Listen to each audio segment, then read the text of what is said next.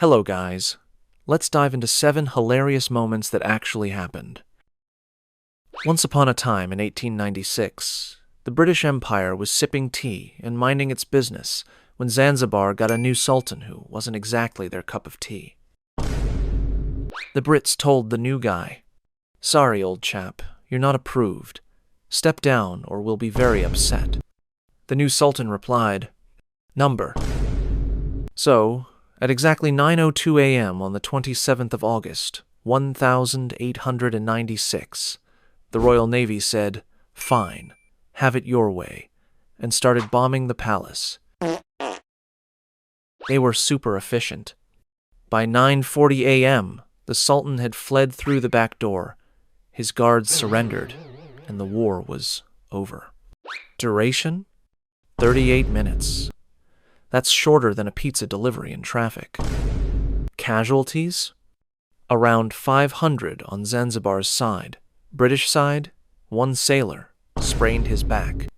The British then installed their preferred sultan, made a note in the diary, and probably went back to tea. And that's how the shortest war in history went down more of a loud British no than an actual war. It was a sunny day in 1807. Napoleon Bonaparte, the mighty conqueror of Europe, decided to take a break from wars and enjoy a little rabbit hunting party with his generals. Just some light shooting to unwind. So he ordered his men to prepare a grand hunt. And boy, did they prepare. They gathered hundreds, maybe even thousands of rabbits. Except, plot twist, they didn't catch wild rabbits. They bought tame, cuddly, chubby pet bunnies from farms. The moment Napoleon arrived, and the cages were opened, the rabbits didn't run away. They ran toward him.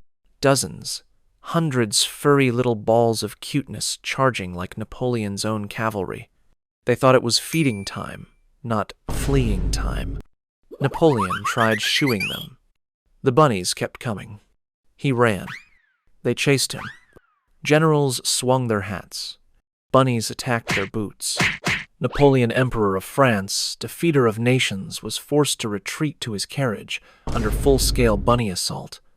It was the softest, most adorable military disaster in history.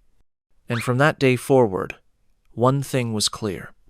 Napoleon could handle armies, but he could not handle bunnies. Let's rewind to the 4th of July, 1850. The U.S. was celebrating Independence Day. Fireworks, flags, full-on patriotism. And President Zachary Taylor was loving it. He was hot, sweaty, and in the mood to party with snacks. So he helped himself to a mountain of treats. Cold milk, iced watermelons, and lots of cherries. Possibly also a few suspiciously rich cookies.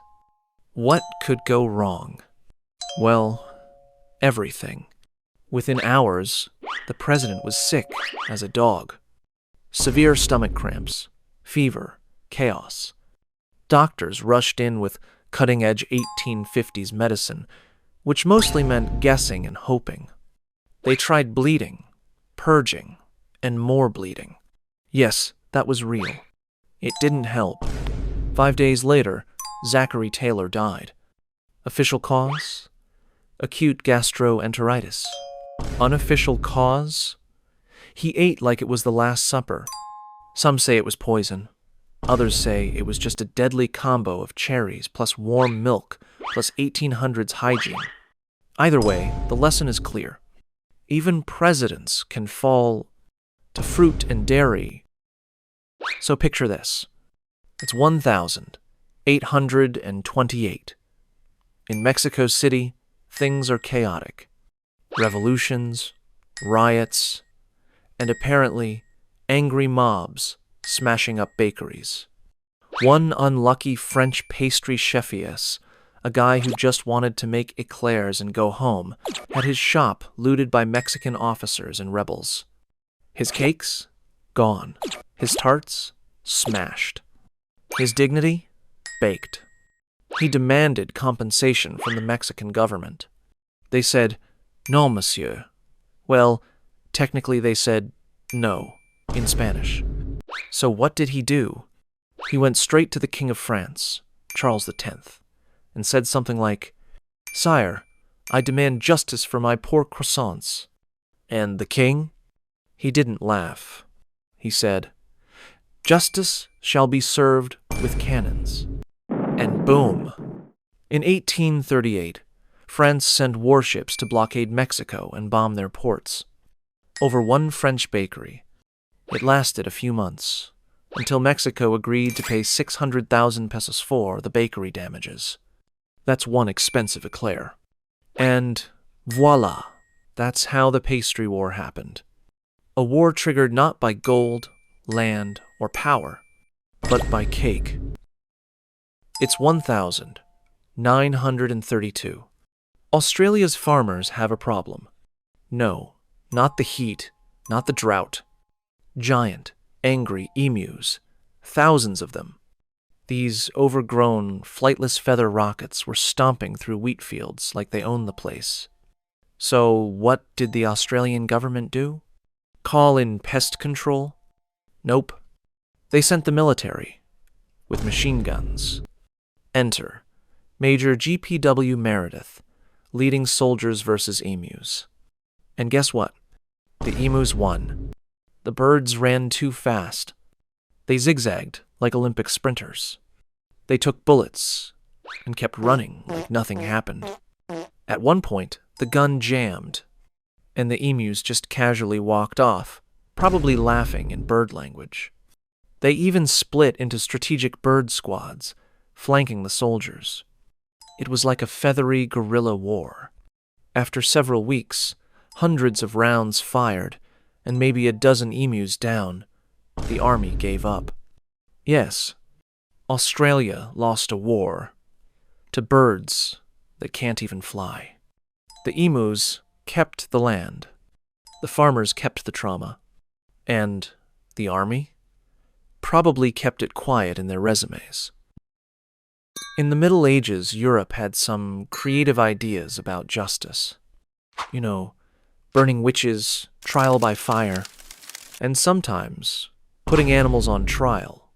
Yes, actual trials, with lawyers, for animals. And the most famous case? A pig. In France, 1386, a pig was accused of murder. Apparently, it had mauled a child, most likely by accident, but who needs facts? So, what did the villagers do? Call animal control? Nope. They arrested the pig, put it in a real jail, gave it a public trial, and even assigned a lawyer to defend it. The trial went like this. Judge: did the pig knowingly commit murder? Lawyer: Your Honor, my client oinks in innocence. Pig: oinks dramatically. Witnesses gave emotional testimony. The pig? Saturday there like, I just wanted some snacks, man. In the end, the court found the pig guilty of murder and sentenced it to death by hanging, just like a human criminal. And so it was. They hung the pig in public to send a message. Crime doesn't pay, even if you have hooves and a curly tail. Ah, yes, the Middle Ages, when pigs had lawyers, and people didn't have common sense. Let's rewind to the 4th of July, 1850. The U.S. was celebrating Independence Day. Fireworks, flags, full-on patriotism. And President Zachary Taylor was loving it. He was hot, sweaty, and in the mood to party with snacks.